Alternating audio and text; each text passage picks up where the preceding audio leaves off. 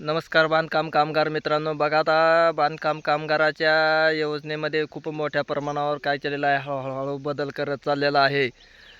कधी काळी खूप नुसतं नोंदणी करून पेटी वगैरे देत होते.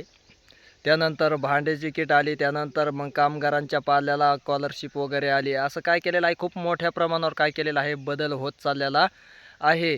आणि मग ज्यांनी बांधकाम कामगाराकडून नोंदणी केलेली आहे, अद्याप केलेली नसेल त्यांनी करून घ्यायची आहे. कारण जे बांधकाम कामगारामध्ये काम करत आहेत अशांनी.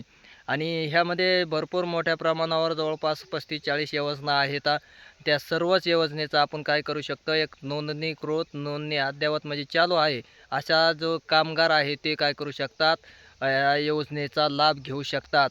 मग आता त्यामध्ये बऱ्याच योजना आहेत, शासनाने त्याच्यामध्ये खूप मोठ्या प्रमाणावर बदलही केलेला आहे. त्यामध्ये तुम्हाला हे भांडे वगैरे दिले जातात, संसार उपयोगी वस्तू आहे का नाही. त्यानंतर आणखीन डबल आणखीन भांड्याची किट दुसरी एक उपलब्ध केलेली आहे. मग पाणी फिल्टर असेल, ते कोटी पेटी, धान्य ठेवायचं आहे का नाही, ब्लँकेट वगैरे हे असेही परत एक किट काय केलेली आहे, अवेलेबल केलेली आहे कामगारासाठी. ती ही सर्व बांधकाम कामगाराचे रिन्युअल ज्यांचं चालू आहे, नोंदणी चालू आहे, अशांना काय होणार आहे, ती मिळणार आहे. त्यानंतर राहिलं ते स्कॉलरशिपचा प्रश्न. स्कॉलरशिपही स्वतः काय केली जाते, त्यांच्या पाल्याला येते. कुणाच्या कामगाराचे जे कामगार आहेत नोंदणीकृत. पण स्कॉलरशिपच्या बाबतीत आणि नोंदणीच्या बाबतीत असं खूप ठिकाणी झालेलं आहे की काय केलं जातं, एजंटच्या मार्फत पैसे उकळले जातात. आणि मंडळाकडं तर नोंदणी काय आहे, विनाशुल्क आहे. ₹1 नोंदणीचा नोंदणी होते. आणि जे मधले जे दलाल आहेत का नाही, एजंट आहेत, ते काय करतात, 1,000 ₹2,000 ₹2,500 काय केली जाते रक्कम, जे बांधकाम कामगार आहेत ना त्यांच्याकडून उचलली जाते. आणि त्यानंतर मग काही हिशोबाने काय होतं की बांधकाम कामगारामध्ये स्कॉलरशिपसुद्धा मिळते. मग ती काय झाले जाते, ती सुद्धा विनामूल्य असते. आपण कामगाराकडे नोंदणी केलेली आहे आणि मग नोंदणी केल्यानंतर त्याचं जे ज्या वर्गाला पाल्य आहे या कामगाराचा, त्या वर्गाची स्कॉलरशिप काय केली जाते, त्याला दिली जाते. मग तुमचा इंजिनिअरिंग असेल, डॉक्टर असेल, MBBS असेल, काय असेल ते ज्या ह्याला काय केली जाते, ज्या वर्गाला असेल त्या त्या हिशोबाने त्याला स्कॉलरशिप येते. 10वी-12वीला वेगळीच पद्धत. त्याच्यानंतर फर्स्ट इयर, सेकंड इयर असेल, मग तुमचा एखादा डिप्लोमा, डिग्री असेल, आहे का नाही, अशा वेगवेगळ्या पद्धतीच्या स्कॉलरशिप येतात.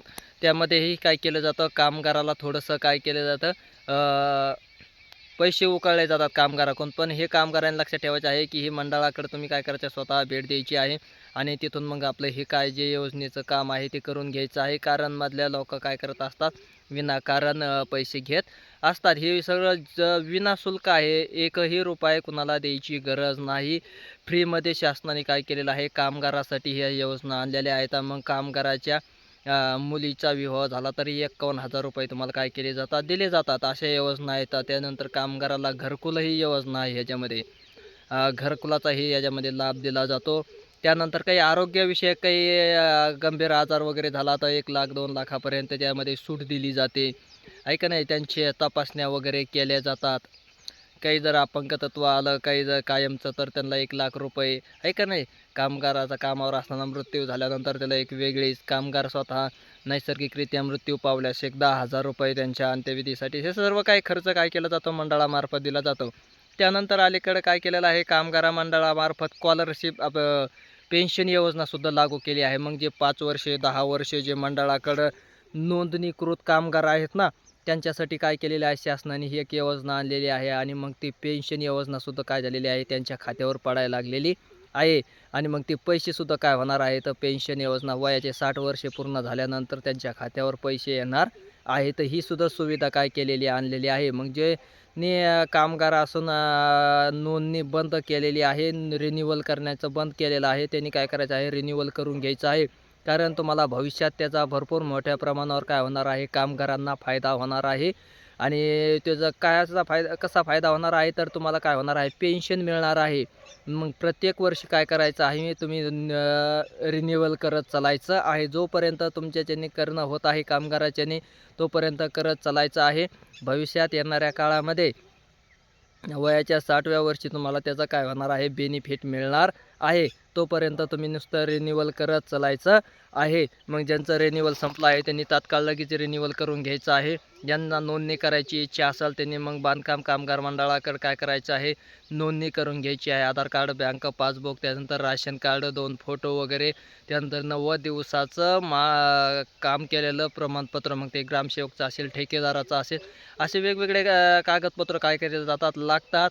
ते तुम्ही जिथं काम करतात तिथं तुम्हाला काय केलं जातं ते दिलं जातं. आणि नोंदणी आपल्या तालुका लेवलला ऑफिस आहेत आणि मग जिल्ह्याच्या ठिकाणीही मोठमोठाले ऑफिस आहेत, तिथंही तुम्ही काय करू शकतात, नोंदणीची प्रक्रिया पूर्ण करून घेऊ शकतात. सोपं आहे आणि ह्याला कुणालाही एजंटला पैसे द्यायची गरज नाही, कारण आता एजंटचा खूप मोठ्या प्रमाणावर सुळसुळाट झालेला आहे.